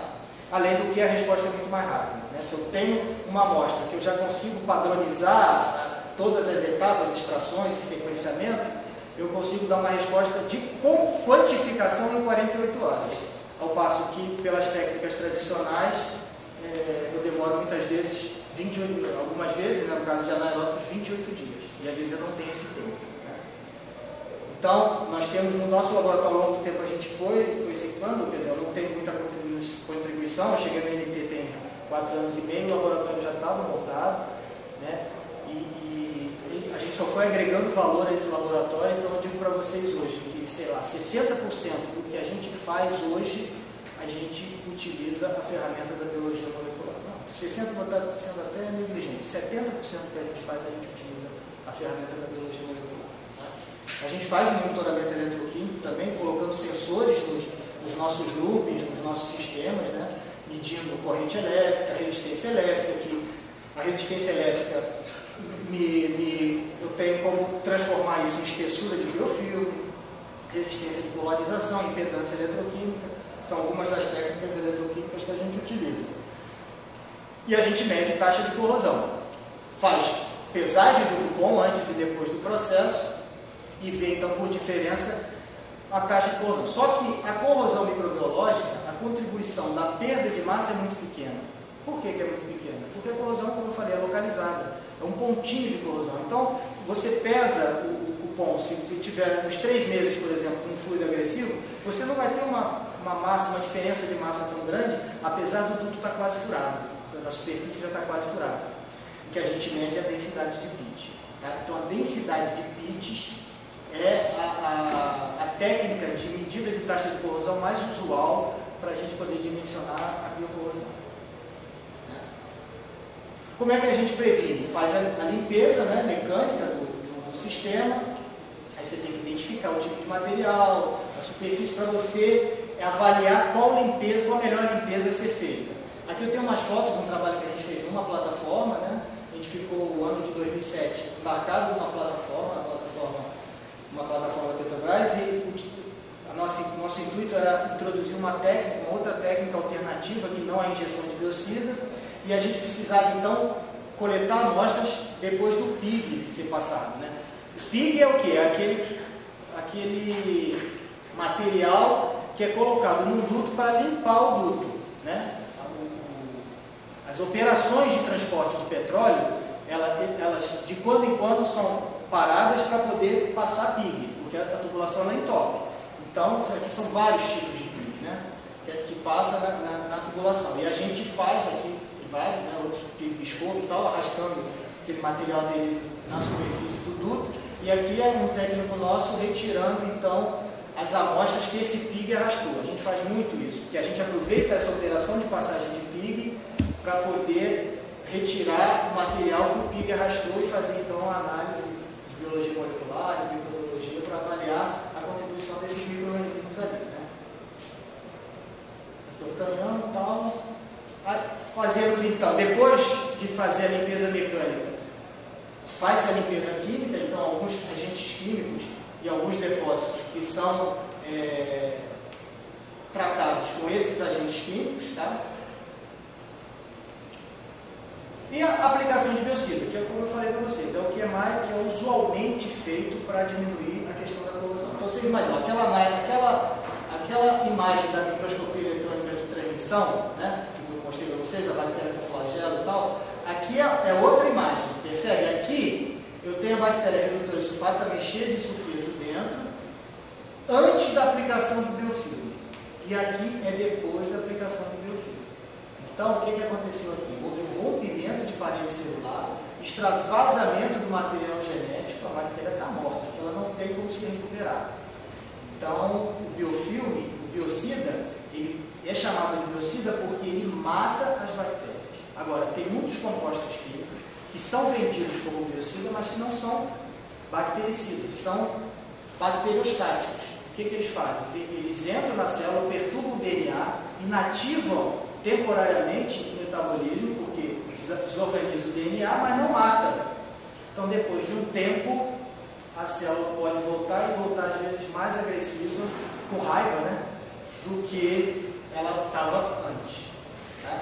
Então, a gente hoje utiliza algumas técnicas com esse efeito bacteriostático.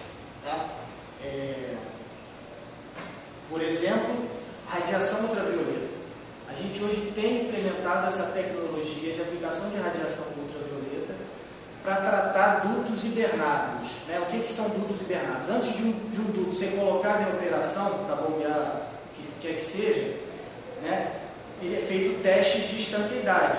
Então, eles enchem o duto com fluido, com uma água, e aplicam uma pressão, que a gente chama de pressão hidrostática, para avaliar se as soldas foram bem feitas, se tem algum vazamento e tal. E o duto fica hibernado durante esse teste de pressão hidrostática. Muitas vezes, no teste de pressão hidrostática, o duto já começa a sofrer corrosão. Então, nesse fluido, o que é colocado? Um monte de coisa, biocida, é colocado já antes do duto estar sendo posto para operar. Então, a gente está propondo, a gente tem feito estudos e estamos propondo para essa situação a aplicação da radiação ultravioleta. A radiação ultravioleta, ela não é bactericida. Ela é bacteriostática, como eu falei para vocês. Então, o que ela vai fazer? Ela vai perturbar o DNA da bactéria e vai inativar ela temporariamente. Muitas vezes, esse temporariamente é o tempo do duto estar hibernado. Então, eu não estou oferecendo ao meio ambiente nenhuma característica agressiva, porque esse biocida que é adicionado ao duto, depois ele é descartado. E ele vem a contaminar o meio ambiente. Né? A legislação está mais em cima. Né? Hoje em dia se diz que as moléculas são mais ambientalmente corretas, mas ainda assim tem uma agressividade grande ainda. Né? E são descartados litros e litros, né, de água nos ambientes onde esses dutos estão hibernados. Então, já existem algumas estruturas, algumas plataformas que estão aplicando essa tecnologia de radiação ultravioleta para tratar fluido de hibernação. Tá? Então, elétrico, outras tecnologias, né? Biocompetição, uma outra técnica muito legal, que o micro-organismo, como eu falei, tem vários ali naquele ambiente, e esse tempo que eu falei para vocês, que a gente ficou numa plataforma, a gente estava tentando implementar uma outra técnica que é favorecer um outro grupo microbiano em detrimento da redutora de sulfato. Então, lá naquele ambiente eu tenho bactérias redutoras de nitrato também, que também reconhecem o petróleo, que estão ali naquele ambiente de petróleo. Então, o que a gente propôs? Em vez de adicionar biocida, adicionar nitrato. O que vai acontecer? Elas vão competir pela mesma fonte de carbono, a bactéria redutora de sulfato e a redutora de nitrato pela mesma fonte de carbono, só que a redutora de nitrato é muito menos agressiva em termos de corrosão do que a redutora de sulfato. Então, o que ela faz? Ela é anaeróbica também, metabolismo dela de nitrato a nitrito, utilizando fonte de carbono orgânico. E a redutora de sulfato, de sulfato a sulfeto. A gente conseguiu, inclusive fizemos conseguimos obter a cinética do processo, o tempo que a gente teria que adicionar o nitrato, ao invés de adicionar biocida, adicionar nitrato. Só que existe um problema nessa tecnologia. Você não pode deixar a bactéria redutora de sulfato voltar. Por quê? Porque, vocês imaginam, eu tenho nitrato indo a nitrito. Então, eu tenho nitrito no meu sistema. Se a bactéria redutora de sulfato voltar a atuar, ela vai gerar sulfeto. Sulfeto com nitrito gera enxofre elementar, que é um composto mais agressivo do que o próprio sulfeto. Então, a gente tinha picos de corrosão antes da gente obter a cinética e a gente não estava entendendo por que depois a gente percebeu que a gente não podia deixar de maneira nenhuma esgotar o nitrato e voltar a bactéria redutora de sulfato a metabolizar. Então, é uma técnica muito promissora, porém requer um ajuste, um rigor no monitoramento muito grande. Mas nitrato é muito mais barato do que qualquer composto biocida. E aí você tem o lobby das empresas também. Porque as mesmas, boa parte das empresas que produzem biocida são as que produzem nitrato. E aí a gente tem uma questão que eles preferem vender biocida do que vender nitrato. Então, para você quebrar paradigmas é muito complicado. Você tem outras questões que não só as questões técnicas. Bom, já chegando no final da minha proposta com vocês, alguns desafios.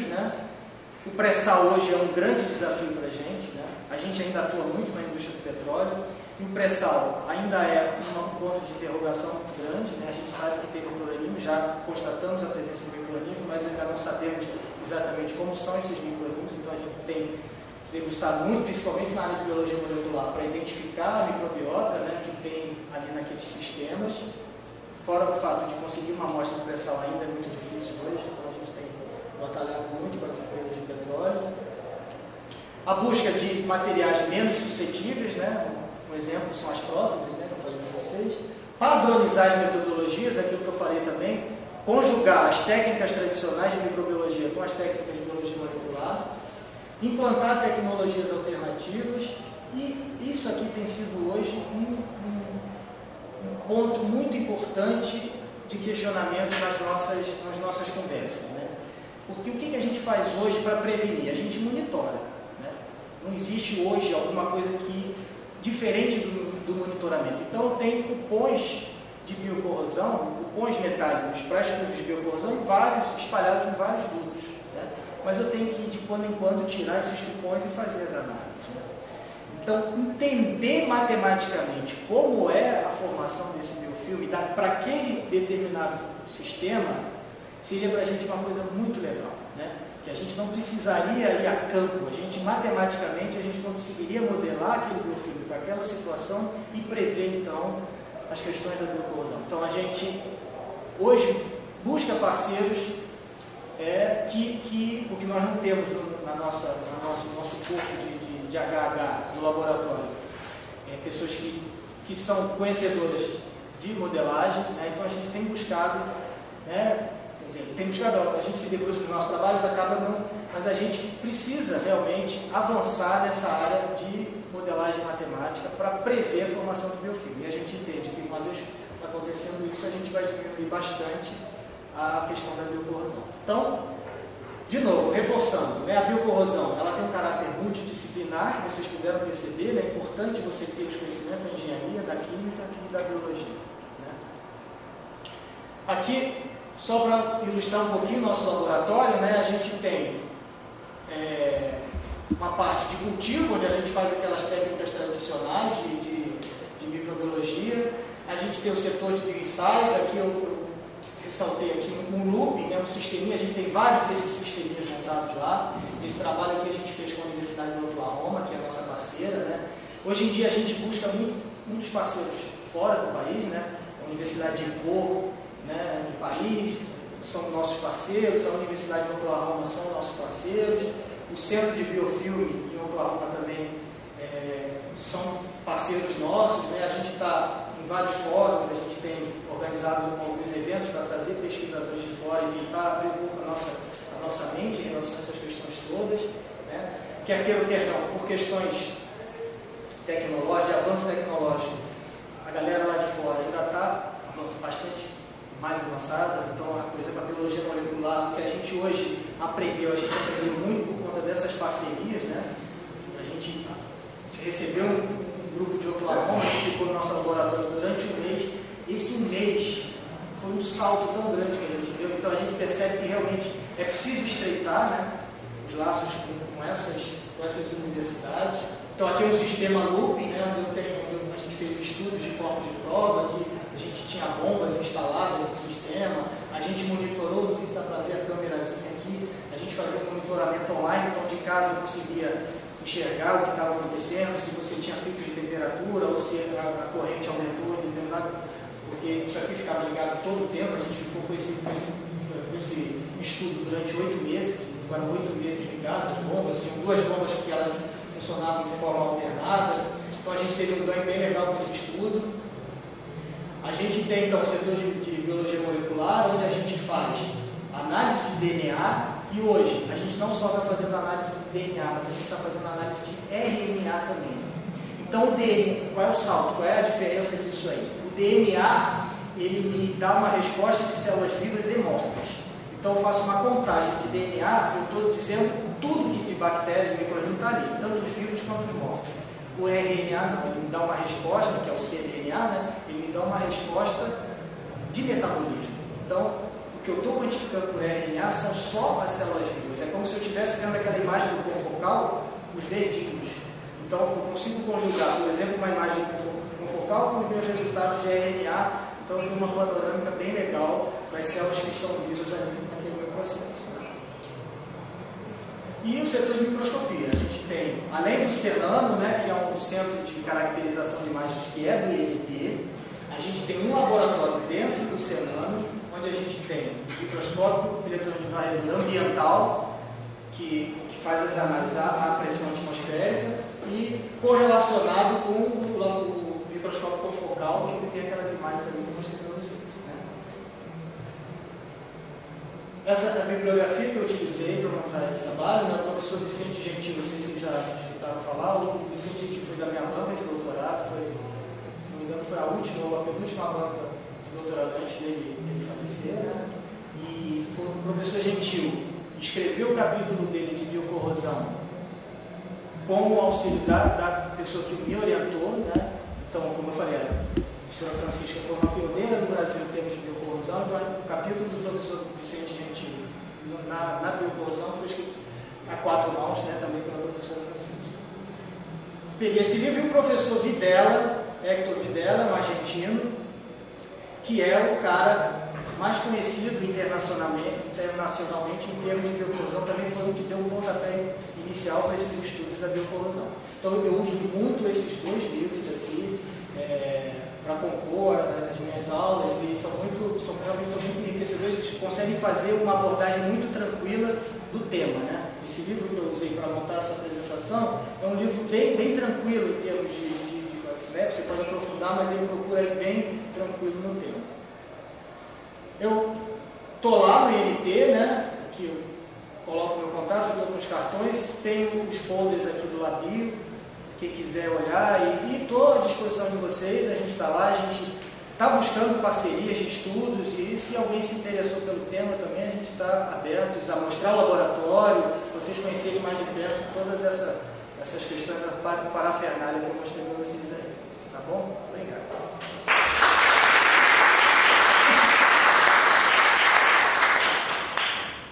Aproveitando que a gente ainda tem um tempinho, pergunto se vocês têm alguma pergunta, alguma crítica dentro dessa ideia que o Walter apresentou para a gente, até alguma com relação com as áreas de trabalho. Bom, esse tempinho que a gente ainda tem é um momento para trocar ideia, aproveitando que está aqui. Que bom, Camila. Obrigado. Você comentou lá no início falando aqui sobre a regeneração. Isso. Sim, sim, com certeza. Você tem um grupo de trabalho excelente recentemente, você está no grupo, você está isso. Um pouquinho Joia. sobre isso, sobre a sua visão. Você acha que efetivamente o biodiesel é um vilão nessa questão da regeneração? Então, cada vez que você tem a necessidade de colocar mais biodiesel na mistura, você aumenta sim a suscetibilidade de contaminação. Por quê? Porque o biocombustível, o próprio nome já está orientando, ele é um composto muito mais biodegradável do que o diesel em si. Então, mas não basta eu ter o biodiesel, eu preciso ter água, como eu falei. Então, o grande problema dessa questão é a água de fundo de tanque, né? Então, aquela norma que a gente participou, né? A gente fez parte de um grupo do IBP, redigindo uma norma de micro-organismos em combustíveis, e a gente fez vários estudos de caso e percebeu que realmente o problema nesse caso é a água de fundo de tanque, né? Apesar do biodiesel com a presença de biodiesel ter uma possibilidade muito maior de ter degradação, porque o micro-organismo enxerga o biodiesel muito melhor do que ele enxerga o diesel. Se não tiver água, não tem problema. Então, as nossas orientações, inclusive em relação à norma, foi diminuir essa água. É a questão do esgotamento da água. Diminuindo a concentração de água no fundo de tanque, você diminui muito mais a questão da biodegradação. Aí não muita preocupação com a biocorrosão, mas a biodegradação do combustível e a perda de especificação, né?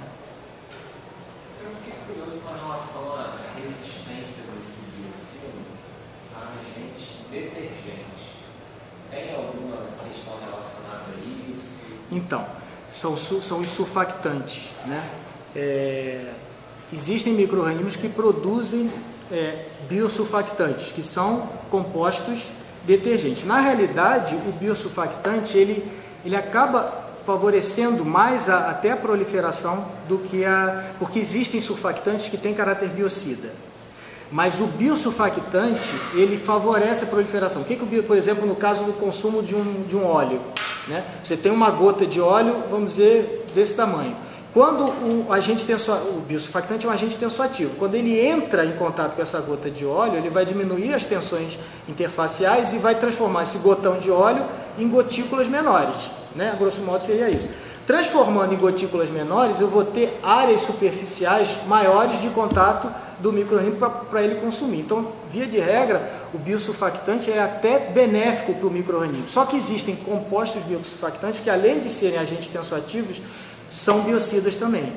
E a gente está, assim, eu estou orientando uma tese junto com a UFRJ e a Bianca está estudando justamente a produção de um biosurfactante na questão da proliferação de micro-organismos em biofilme. E aí a gente está percebendo que em alguns momentos o biofilme está menor e em alguns momentos ele está maior, mais espesso. E aí a gente está vendo que isso depende também daquela característica do fluido, mas que ele tem um caráter biocida também. Que nos momentos onde ele não está maior, né, onde o biofilme está mais desenvolvido, é porque esse caráter biocida é mascarado por outras substâncias do fluido. Então, via de regra, o biosurfactante favorece a proliferação. Em alguns momentos ele tem caráter biocida também. Tá bom? Caramba, falei pra caramba. Sim? Sou o Tagal, obrigado prazer, pela palestra. A minha dúvida é o seguinte: quais são as espécies, os gêneros dessas bactérias? Elas são similares às bactérias patógenas? Então, você tem uma enormidade grande. Por exemplo, a bactéria redutora de sulfato, o gênero principal é o gênero Desulfovibrio, né? E você tem bactérias do gênero Desulfovibrio que são patogênicas e outras que não. A boa parte dessas bactérias redutoras de sulfato que a gente trabalha, que estão presentes em petróleo, elas não são patogênicas, né? A gente tem, por exemplo, um grupo de aeróbico, que é o grupo das pseudomonas, que é inclusive esse que produz biosurfactante. Você tem a pseudomonas aeruginosa, que é uma patógena complicadíssima, que causa cegueira, por exemplo, e eu manipulo pseudomonas no meu laboratório sem muito grau de defesa. No meu laboratório não é nível de segurança alto. E aí eu manipulo com tranquilidade, porque eu sei que aquelas ali não são patógenas. Então depende. Dentro da espécie eu tenho bactérias, micro-organismos que são patogênicos e outros que não são patogênicos. Boa parte. Agora, a patogenicidade ela também depende também de algumas questões. Às vezes você tem mutação genética, e aí a própria mutação vai tornar o micro-organismo com características diferentes do que ele era originalmente. Então, por exemplo, isso que eu estou falando, da injeção de biocida. A injeção de biocida é uma faca de dois gumes. Você coloca produto químico e você vai criando... O micro-organismo ele vai querer se defender daquele agente químico. E para se defender, ele faz mutações naturais dele. Ao longo de gerações ele vai fazer. Quando eu falo gerações, no nosso caso, gerações são décadas. Não, gerações às vezes são questões de meses. Você já tem uma outra bactéria diferente.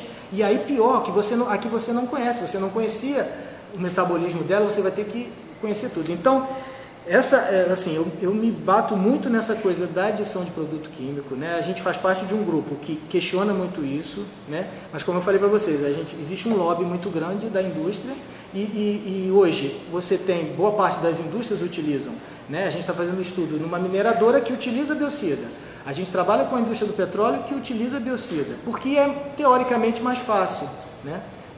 Controlar adicionando produto químico, que aparentemente no primeiro momento ele até controla, só que você tem outras implicações futuras que pode tornar esse controle muito mais difícil, né? Então a gente está tateando, a gente está buscando outras alternativas.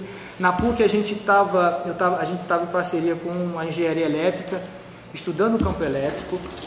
O que a gente faz muito hoje é tentar transferir tecnologias de outros setores, tentando aplicar. A gente não tenta inventar a roda, não. A gente tenta aplicar o que é utilizado em outros setores para o nosso. Então, a indústria de alimentos, ela usa o campo elétrico para esterilizar suco de laranja, por exemplo.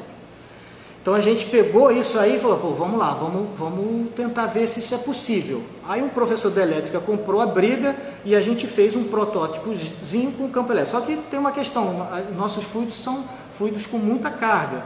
Então, você tem que gerar um campo elétrico muito alto ali, né? Por questão da resistência. Então, era papo de... Mas o cara topou a briga, eu levei todo aquele negócio para o laboratório dele, né? Se encostar o dedo ali já era. E aí a gente estava começando a obter alguns resultados também com a aplicação de campo elétrico. Então, existem outras alternativas possíveis. É só a gente realmente tentar entender melhor, estudar e tirar um pouquinho da cabeça que o produto químico é a solução para todas as coisas, porque não é, né? A gente tem percebido que não é. Entre as substâncias usadas como biocida, tem alguma uma classe marcadamente presente, assim, tipo substâncias baseadas em fósforo? Fósforo muito, tem muito fosfônio, sal quaternário de amônio, sulfatos, compostos à base de sulfato. Então, por exemplo, o biocida que fez aquilo na bactéria, eu mostrei a microscopia de transmissão, é um biocida à base de sulfato. E aí o que acontece? Ele é muito eficiente, né?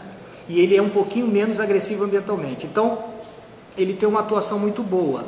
Só que ele tem um tempo de vida útil pequeno e ele deixa resíduo. Ainda tem isso, o produto químico deixa resíduo. E o resíduo que ele deixa é um resíduo à base de sulfato. E aí? Eu tenho bactéria redutora de sulfato que é a pior de todas. Então a gente percebe também que depois de um determinado tempo eu vou ter a volta da corrosão, porque eu vou ter bactérias que vão utilizar o composto degradado. Então a gente monitora esse biocida ao longo do tempo, a gente sabe já que o tempo de vida útil dele é de 72 horas.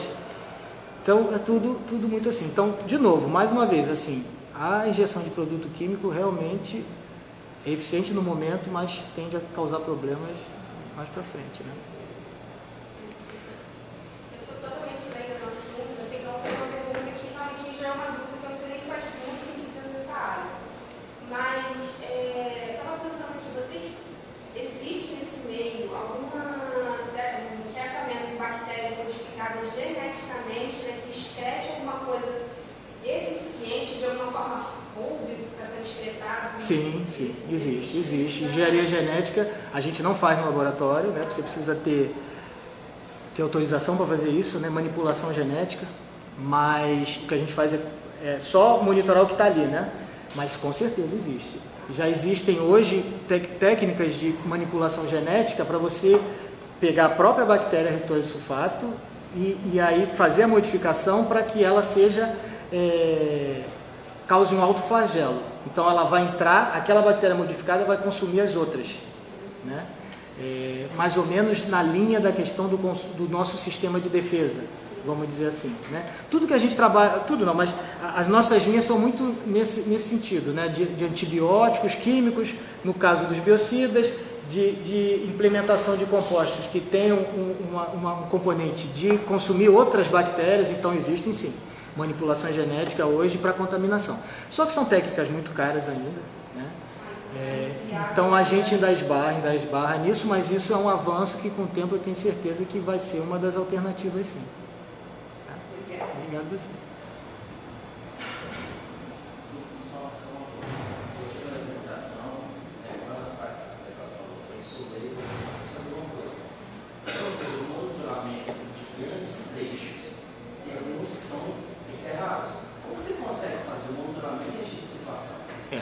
Esses dutos enterrados a gente não consegue colocar cupom. E aí o que a gente faz? A gente passa PIG instrumentado.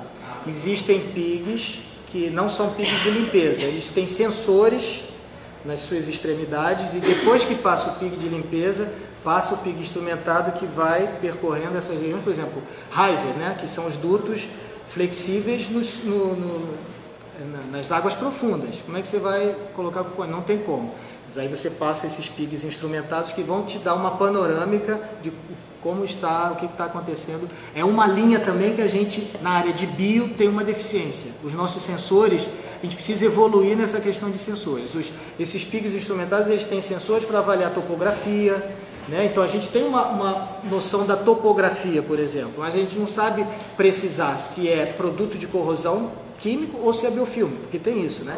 O biofilme, para ser biofilme tem que ter micro-organismo, né? Tem que ter produto do excreta biológico, pelo menos. Às vezes é só produto de corrosão. Então a gente está precisando nessa área, análise sensorial, análise de sensores que tendem a capturar e avaliar, por exemplo, um sulfeto biogênico. Já existem, mas não na questão dos PIGs. Tá? Então nessas questões onde não é possível colocar cupom, a gente passa PIG instrumentado, que é chamado.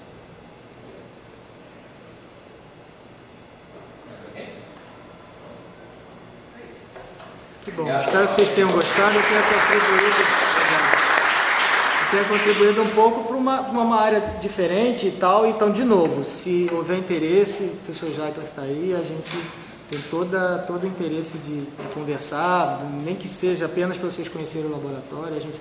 Eu acho que a gente tem uma função dessa também no INT, né, de mostrar um pouco das coisas que a gente está fazendo. Então, eu vou ter prazer em receber vocês lá também, tá bom?